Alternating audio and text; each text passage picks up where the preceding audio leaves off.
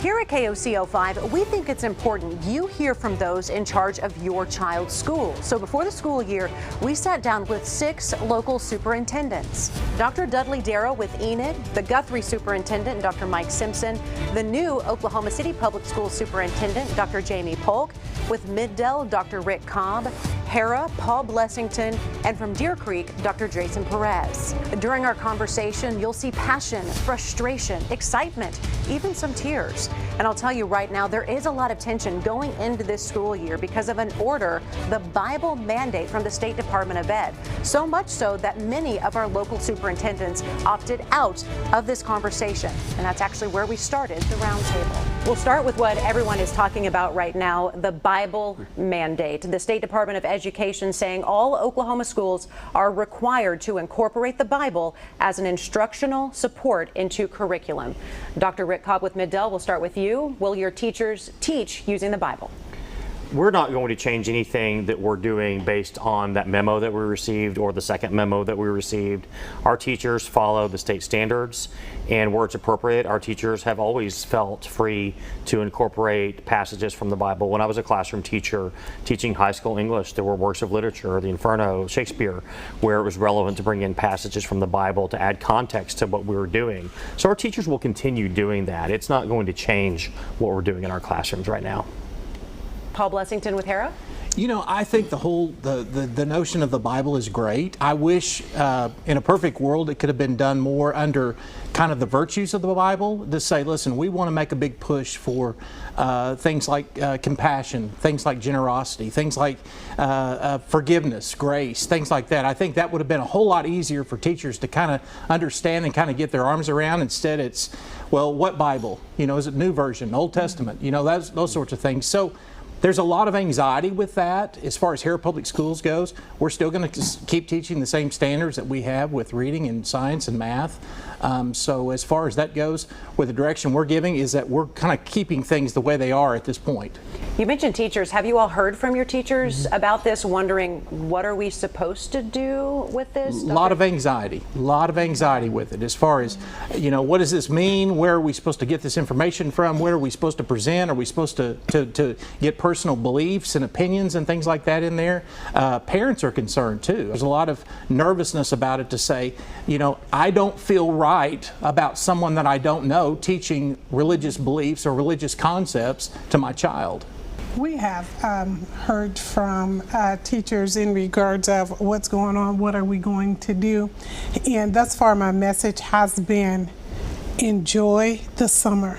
We're going to hit the ground running, and those of us who are still on contract, we are working to ensure we follow the law. And that means checking the curriculum and actually identifying when different historical documents, not just the Bible, but we need to know in regards of the pacing guides and things of that nature when it takes place, so then that way we can protect our teachers in regards of which way it goes. So once again, I'll have to say what's most important at this time is for our teachers to enjoy summer, and knowing that we're working behind the scenes to ensure we do follow the law. We're going to follow the law. We're going to follow the academic standards that have been approved and run through the legislative review process. And that's something that that's state law. We're going to follow that. But we have, in the past, we have offered as an elective at the high school history of the Bible. We have not taught it in a few years because the interest was not enough to justify offering the course. But you know, we always evaluate that as far as interest and things along those lines to make sure that we're serving our students. Do you offer history of other religious texts, or is it just the Bible? No, it's the Bible as a historical document, and that's in our course curriculum guide. But it's again, it's been a while since we've even offered it because there just hasn't been interest in it. This has all been pretty fast. You know, this has been rolled out pretty quickly. It's hard to say definitely, but I can assure you, just want to echo what was said earlier, we're going to teach our standards for every classroom. We're never going to break state law, and that's going to be our framework going forward. Are you hearing from parents about this, Yeah. wondering, what exactly is my child going to be taught? Maybe a parent of a child who isn't a Christian. Yes, we have. We've seen a lot of phone calls from staff members and parents, and even my own kids at home. A lot of questions at home, and a lot of things we got to work through. So. Dr. Dudley Darrow with Enid, thank you. And lastly, Dr. Jason Perez with Deer Creek, what is your plan? Do you all have Bibles in the classroom right now? Where do you stand on this? Well, the good news is that what's been asked is basically already what's taking place. Teachers have never been told that they're not allowed to discuss the Bible in reference to standards. You read any of our standards, and religion is mentioned in there, but the difference there is it's not the focal point of standards. Mm-hmm. And I think that that's key, is that teachers are asked to cram about 22 years worth of curriculum into 13 years. And so to add more onto that is something that's just not feasible. And so my message to teachers has been very much like Jamie's, which is enjoy the summer, focus on starting the school year, because that's a lot of work. It may sound simple, but it's not. It's very complex. Every teacher wants to do it right and get things started off the right way, and we don't need this really rattling around in their heads. So we told them, don't worry, we're back here taking care of things to ensure that you have a smooth pathway to start the school year. But again, it's pretty well laid out for us in law that teachers are allowed to have this discussion. Nobody's trying to take religion away from the historical context. When we talk about Reverend Martin Luther King, teachers don't take off the Reverend part, because that was a big part of who he was. But what they're not going to do is dive deep into a scripture that he may have referenced in one of his speeches, because that doesn't match with the standard. And so it's really just a context as far as what's truly being asked of us in regards to how elevated are we supposed to be bringing this portion of the Bible out. And that's the part that, even though we receive guidance, is still really not all that clear. So you would all like maybe some more clarity, I guess, more direction? Is that fair to say? I think any type of state mandate that the State Department of Education is putting out is required. I mean, I think you can't just put something out there and expect everyone to pick it up and take the baton and carry it to the finish line. I mean, I don't feel like that there's been enough of that. I don't think there was enough discussion in the beginning process of this to say, hey, look, these are some of the things that the State Department is kind of considering right now. What do you think? How would this be incorporated? I mean, when they passed the standards, what they use, a year worth of time frame with teachers and administrators to try and put those standards together? I mean, it wasn't something that was just thrown out and said, listen, this is what a third grader is going to be expected to know, be, and do. So, and followed with legislative review. Exactly. I want to read you all a quote just to get your reaction, because we have heard from different school districts, those who maybe chose not to be here today, who said, we're actually not going to be following this. And this is a direct quote from the state superintendent saying, I'm going to tell these woke administrators, if they're going to break the law and not teach it, they can go back to California, because here in Oklahoma schools, we are going to make sure that history is taught. My answer to that would be, we are following the law. This is a memo. It's not the law. It's not even it's not even tied to any administrative rule that has been adopted by the state board or approved by the legislature, as Mike was saying. What's the law is that we will teach the Oklahoma academic standards, and that's what we're doing. And it has nothing to do with being woke. That word gets thrown out a lot, but it really doesn't mean anything at this point. It's just about following the law and doing what our teachers, who are professionals, know how to do in their classrooms every day. And as far as going back to California, I grew up in Stillwater. Yeah. When I make a change to a policy or a practice, and my administrators or my teachers question that, we sit down and talk about it.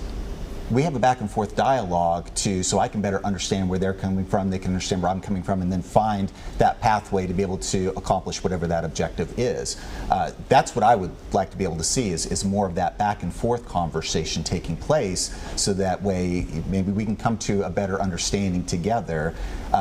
Mandating things, using that kind of language, it's that type of leadership, I don't believe really truly gets you to the true end goal that we're trying to accomplish in this state.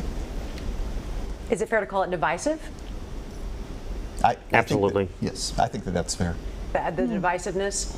How are your teachers feeling right now, going into this school year? It's hard to know. because we want them to enjoy the summer, like Dr. Polk said. And I've talked to a few of our teachers, and they've asked me just cursory questions, but we've talked. I've talked with our administrators yesterday, and we just assured them that we're going to follow the standards, we're going to follow the law, and we're going to take care of our kids. Speaking of divisiveness, you know, parents are hearing that teachers are trying to indoctrinate their child. We're hearing that there's porn in your libraries, calling the teachers' unions terrorist organizations.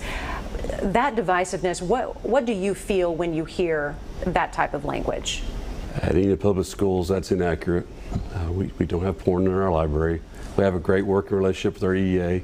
There's been a communication, I call them the EEA, Enid Education Association. Have a great relationship. We work well with them. I meet with them quite often, so that's not accurate. For me, as a new superintendent, I would rather see the process. If something such as that were to be true, how do I educate my community in regards of actually ensuring we're representing each and every one? For instance, if there's something in the library or something did not go awry, because we are a reflection of our community. Our community is not perfect, and I'm not going to sit here and say as an organization we're perfect.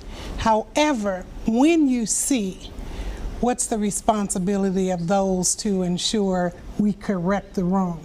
That's all I can ask. And then if I go outside of that, then that's where I can help grow each and every one of us. But what's the process if you see a book in our library that should not be there? Let's take care of that.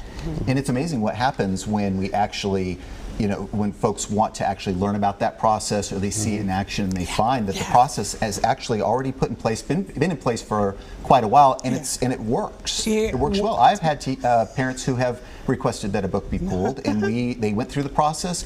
Surprised the book was pulled. I mean, that's when there's legitimacy to the process, it actually works quite well. And I worry about the morale piece with all of that rhetoric that could be out there, both for our teachers, especially for those of us who are trying to still hire in new teachers, bring more teachers into the profession, but also for the families too, because they need to feel a lot of trust and faith in their schools. And if they're hearing things like pornography or litter boxes or any of the other stuff that's out there like that, they're questioning what's really going on. And you know, the best response we can possibly offer is come spend time in our schools, and once you're in here, you'll see that it is just a bunch of people. There is no monster in the closet. It's people looking out for kids. They're genuinely at their hearts, that's what they're looking for, but not everybody has that kind of time, and that makes it difficult to maintain that trust when there's that kind of rhetoric out there that's really not based in reality. That was my next question, and you can take this one, Dr. Mike Simpson with Guthrie. What is your message to parents when they're hearing this sort of thing? What is your message to parents going into this school year? I think that to rest assured, we're going to take care of the kids. We've been through a pandemic where we took care of their kids. We've been through tragedies where we took care of their kids, and we continue to take care of their kids and put their kids first. And I know everyone that's sitting on this panel believes in taking care of the kids that they have and trusted in them. And you know, like Dr. Polk said, we're not perfect, and I'll be the first to say that not everything at Guthrie Public Schools is perfect, but it's a goal every day to create an environment where it becomes more perfect as we go on and grow together. And so, and if we are doing something that is that's detrimental to their kids, we want to know about it so that we can correct it. So do your teachers feel, and any of you can answer this, do your teachers feel like they're teaching on eggshells, so to speak, and if they have one slip up, then maybe they're on the chopping block? I think that we have teachers that do feel that way. At the state level, what changes every 4 years when there's an election is pretty significant. And yeah, I do think that we have teachers that are nervous about the rhetoric that they hear, that they're nervous about how certain state leaders talk about them in the classroom and talk about, you know, throw baseless allegations out there and paint with a broad brush. And again, I agree with everyone here. We have 13,000 students, 1,600 employees. Can you find one person here and there who's making a mistake? Yeah, and then we can correct it also. You bet. And that's what we're always very, very eager to do is find people who aren't meeting our expectation, the adults, and get them on the right path or get someone else in their place. And so I just don't I don't buy into that narrative that's out there, that we hear, the rhetoric that we hear from politicians. You know, and I'm going to just kind of speak out so you all kind of guide me here in regards of we're preparing graduate-ready students for the world, and we talk about the workforce. But the teachers are the current workforce now. What are we doing to motivate them, incentivize them to stay in the classrooms? Because it's a workforce that apparently is getting overlooked. Their voice may not be heard. So, and as I said, you know, we talk about outside, but inside, how are we ensuring that we're taking care of our teachers? And one of those, I believe, is to actually protect them. And by the protection comes the information. So they know what the guardrails are. And then you can go outside of that, then that's a personal choice. But I have a workforce that I have to ensure that's motivated to be in front of a kid and ready to go every day. And so we're maybe hurting the very thing that's going to turn this state around, and that's teachers. Well, and I would add to that I think we're also in some way discouraging people from entering the workforce as being a teacher and making a difference in students' lives by this by the rhetoric that's going on, because it's there are many other jobs and many other opportunities that they could explore that doesn't come with some of the things that are being said about teachers right now. And that's something that I really am highly concerned about when we're trying to hire teachers and we know the candidate pool is very shallow. I think that that's key. When we talk about, you know, liberal, we use those types of things and what's going on in schools. What we're really trying to accomplish is to meet every single child. There's not groups that it's okay to say, well, we're not going to really worry about them. We're going to push them to the side so we can focus in on this group. You know, great educators focus in on all the children, and they care about all the children. And if they're concerned that if I care about this type of child, I'm going to get in trouble, that's a real problem. It's a problem. It's a problem that parents should be concerned about. It's a problem that I know teachers are concerned about, and that people on this panel were concerned about too. Yes. We want all of our kids to have their needs met without any fear of repercussion. What do you mean by that exactly? If you care about a certain child, can you give me an example of what that would look like? You know, there's a lot of discussion about things such as social emotional learning, and that I have talked with folks before who have said, well, teachers just need to teach, and if a child has a problem, they need to go see the counselor. That's what they're there for. But what they don't understand is that counselors are great, and we need more of them, and that's part of the problem too. A child is not going to see a counselor every single day. They're going to see that teacher every single day, and it's the child who decides who they trust and who they don't trust. And they're going to likely go to the adult that they trust if they need help, if they've got an issue. And you don't want a teacher worrying about whether or not they're supposed to help a kid, because in order for a child to learn, they've got to trust that person that's teaching them. They've got to love that person that's teaching them. There has to be a relationship that's built. There can't be a wall. That's not realistic. These aren't adults. These are children. Obviously, we have a lot to get to. We're going to take just a quick break, but we will be talking about how do you recruit teachers right now? Where are the shortages? Counselors, what is most needed? I know parents are certainly worried about security in our schools. So our conversation, our superintendent roundtable, will continue right after this.